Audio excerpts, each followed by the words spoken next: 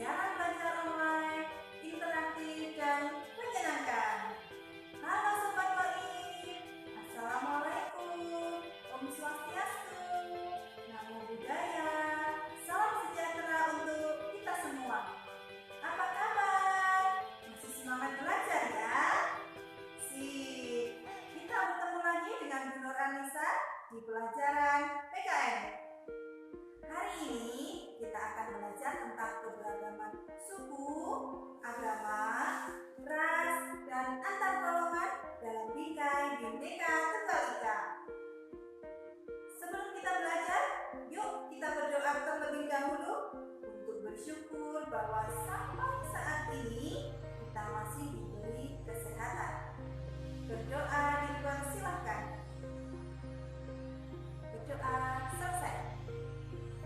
Sobat Baik, dengan mempelajari bab ini, kalian diharapkan dapat bersyukur atas keberagaman yang dimiliki bangsa Indonesia, menghargai keberagaman norma, suku, agama, ras, dan antar golongan dalam bingkai Bhinneka Tunggal Ika sebagai sesama ciptaan Tuhan, dan mengidentifikasi keberagaman suku, agama, ras, dan antar golongan dalam bingkai Bhinneka Tunggal Ika.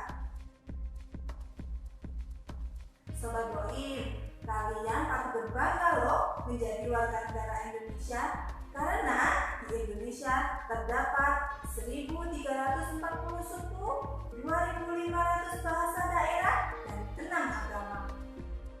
Tahukah kalian faktor apa yang menyebabkan keberagaman masyarakat di Indonesia? Faktor-faktornya yang pertama adalah letak strategis wilayah Indonesia. Yang kedua, kondisi negara kepulauan. Yang ketiga, perbedaan kondisi alam. Yang keempat, keadaan transportasi dan komunikasi. Serta yang kelima, penerimaan masyarakat terhadap perubahan. Satu ya Sobat Baik. Letak strategis wilayah Indonesia. Ayo, tahukah kalian posisi strategis Indonesia berada di samudra apa? Ya betul, Indonesia berada di antara samudra Indonesia dan samudra Pasifik. Kalau letak Indonesia berada di antara benua apa ya? Apa? Kurang keras jawabannya. Oh iya betul, Indonesia berada di antara benua Asia dan benua Australia. Nah, letak strategis ini mengakibatkan wilayah kita menjadi jalur perdagangan internasional. Banyak bangsa asing berdagang kemudian menetap di Indonesia yang menyebabkan kemajemukan ras, agama, dan bahasa. Contohnya nih ada di Kampung Pecinan di Paraan. Dahulu kala bangsa Tiongkok berlayar kemudian mendarat di Kendal. Lalu mereka melakukan perdagangan di Temanggung. Lama kelamaan mereka menetap di Paraan. Fakta yang kedua adalah kondisi negara kepulauan. Indonesia terdiri atas beribu-ribu pulau yang terpisah-pisah. Keadaan ini menghambat hubungan antar masyarakat dari pulau satu dengan pulau yang lain, sehingga memaksa masyarakat mengembangkan budaya mereka masing-masing. Hal inilah yang mengakibatkan perbedaan suku, bangsa, budaya, bahasa, serta peranan laki-laki dan perempuan. Sebagai contoh, budaya di Pulau Jawa akan berbeda dengan budaya di Pulau Kalimantan. Perbedaan kondisi alam. Kondisi alam yang berbeda seperti daerah pantai, pegunungan, rawa, dataran rendah mengakibatkan kekayaan alamnya juga berbeda. Nah, kekayaan alam ini akan sangat berpengaruh pada pekerjaan, bentuk rumah, makanan pokok, pakaian, dan kesenian. Contohnya adalah daerah kita Temanggung ini sebagian besar adalah pegunungan. Masyarakatnya banyak yang bekerja sebagai petani karena daerahnya yang subur. Sangat jarang ditemui penduduk Temanggung yang bekerja sebagai nelayan. Karena apa? Karena tidak ada pantai atau laut di Temanggung.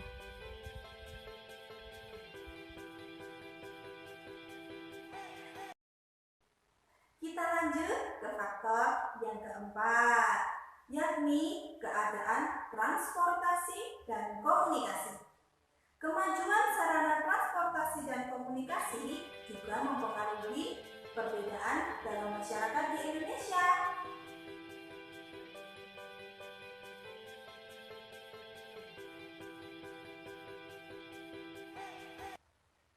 Kita lanjut ke faktor yang kelima, yakni faktor yang terakhir, penerimaan masyarakat terhadap perubahan. Jadi, sikap masyarakat terhadap sesuatu yang baru, baik yang datang dari dalam negeri maupun dari luar negeri, membawa pengaruh terhadap perbedaan masyarakat di Indonesia. Ada masyarakat yang mudah menerima orang asing atau budaya lain, ada juga yang sulit. Biasanya di daerah perkotaan banyak ditemukan keberagaman karena masyarakat perkotaan lebih mudah menerima orang atau budaya yang datang. Nah, Sobat Boim, tadi itu adalah faktor keberagaman dalam masyarakat Indonesia. Adakah Sobat Boim yang ingin bertanya? Kalau tidak ada, kita lanjutkan ke pembahasan tentang keberagaman suku ya. Sobat Boim, ada yang tahu nggak sih apa itu suku? Apa? Judul lagu daerah? Suku-suku Batak maksudnya? Oh, bukan Sobat Boim. Suku itu adalah gabungan sosial yang dibedakan dari golongan-golongan sosial karena memiliki ciri-ciri paling mendasar dan umumnya berkaitan dengan asal-usul serta kebudayaan. Ciri mendasar yang membedakan suku bangsa satu dan suku bangsa yang lain antara lain asal daerah, budaya daerah, adat istiadat, sistem kekerabatan, kesenian daerah. Coba Sobat Boim sebutkan suku apa aja yang ada di daerahmu? Wah, banyak sekali ya suku di daerahmu. Menurut penelitian Badan Pusat Statistik pada tahun 2010, terdapat 1.128 suku bangsa di Indonesia. Aduh, jadi makin cinta nih sama Indonesia yang kaya raya ini. Di Temanggung pun terdapat banyak suku yang menetap di sini. Suku-suku tersebut kemudian melahirkan kesenian yang menakjubkan. Contohnya adalah seni Jaran Kepang. Ayo, siapa yang nggak tahu seni Jaran Kepang? Pasti semuanya sudah tahu ya.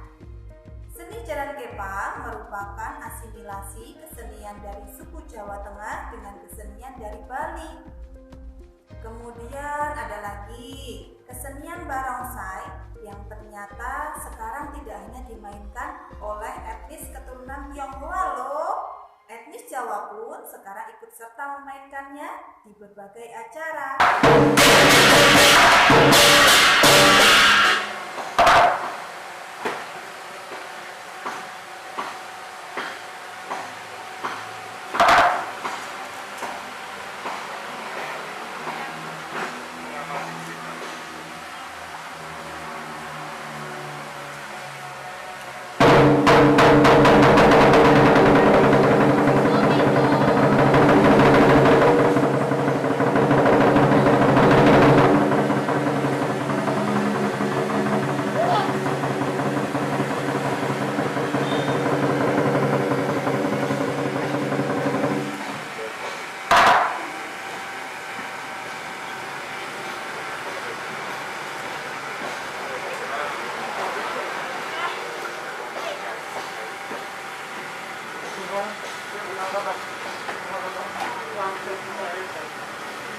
Kita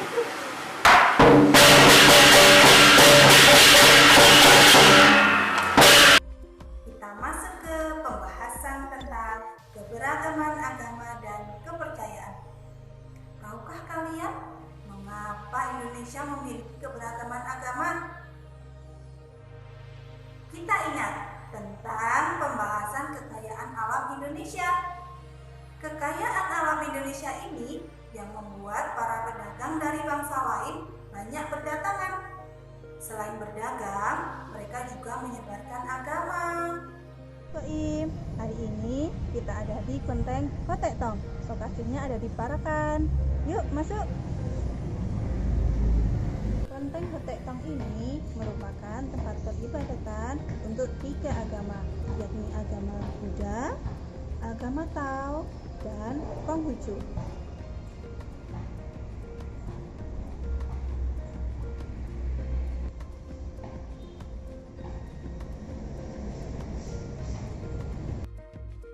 Selanjutnya, kita masuk pembahasan tentang keberagaman ras.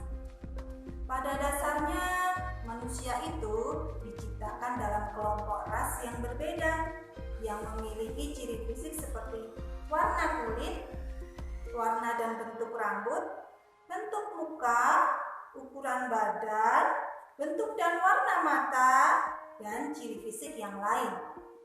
Masyarakat Indonesia memiliki keberagaman ras yang disebabkan karena kedatangan bangsa asing ke Indonesia. Beberapa ras yang ada di masyarakat Indonesia antara lain Malayan Mongoloid yang ada di daerah Sumatera, Jawa, Bali, Nusa Tenggara Barat, Kalimantan, dan Sulawesi. Kedua adalah ras Melanesoid yang mendiami daerah Papua, Maluku, dan Nusa Tenggara Timur. Ras ketiga adalah ras Asiatik Mongoloid seperti orang Tionghoa, Jepang, Korea yang tersebar di seluruh Indonesia. Ras yang terakhir adalah ras Kaukasoid, yaitu orang India, Timur Tengah, Australia, Eropa, dan Amerika. Dan yang kelima, yakni keberagaman antar golongan. Keberagaman masyarakat dapat dilihat dari struktur masyarakatnya, yakni struktur secara horizontal dan struktur secara vertikal. Struktur secara horizontal ditandai dengan adanya kesatuan-kesatuan sosial berdasarkan perbedaan suku, bangsa, agama, adat, dan kedaerahan. Sedangkan struktur secara vertikal ditandai dengan adanya lapisan atas dan lapisan bawah. Sobat Boim, kalian harus bersyukur berada di Indonesia yang dianugerahi Tuhan keberagaman yang begitu banyak. Jadi, walaupun terdapat banyak perbedaan di sekitar kalian, kalian tidak boleh menjadikannya sebagai alasan untuk berkonflik. Kalian harus bisa melihatnya sebagai bentuk kasih sayang Tuhan sehingga bisa mengenal dan bergaul dengan orang dari suku lain, ras lain, dan pemeluk agama yang lain. Jadi, pesan Bu Nur Anissa, cintai dirimu, cintai keluargamu, kemudian cintai temanggomu, dan yang terakhir, cintai Indonesiamu. Meskipun berbeda-beda, namun seluruh warga negara hidup dalam satu ikatan yang kuat, yakni tanah air Indonesia. Semboyan Bhinneka Tunggal Ika yang merupakan ciri bangsa Indonesia harus selalu dilestarikan dan dijadikan dasar bagi persatuan dan kesatuan bangsa. Sobat Boim, tak terasa ya pelajaran hari ini hampir usai. Terima kasih untuk kalian yang sudah menyimak. Salam Pancasila, NKRI harga mati.